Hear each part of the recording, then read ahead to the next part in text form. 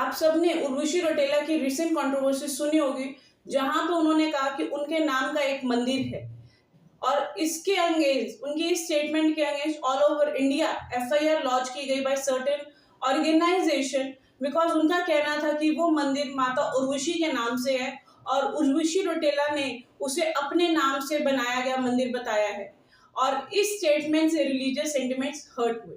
चलिए इस पूरी कंट्रोवर्सी को जानते हैं एक लीगल एंगल से।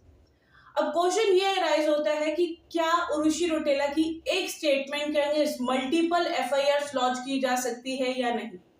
इस इश्यू को for the first time Supreme Court ने डील किया था in TT Antony versus state of Kerala and others, जहां पे कोर्ट ने ले डाउन किया कि the general rule is that on single incident multiple FIR means 2 or more FIRs cannot be lodged.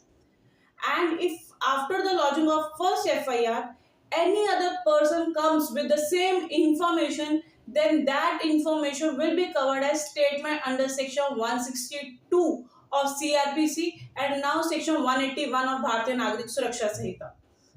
Now, but इस rule से एक इशू अराइज हुआ कि अगर एक्यूज खुद से पहले आकर FIR लॉन्च कर देता है, because accused has also a right to lodge FIR.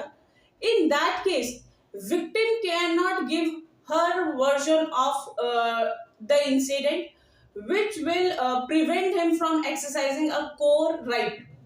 तो इस इशू को रिजॉल्व करते हुए सुप्रीम कोर्ट ने Babubhai versus state of Gujarat 2010 supreme court में टेस्ट ले डाउन किया कि अगर FIR सेम इंसिडेंट से रिलेटेड हैं, then multiple FIRs are not allowed.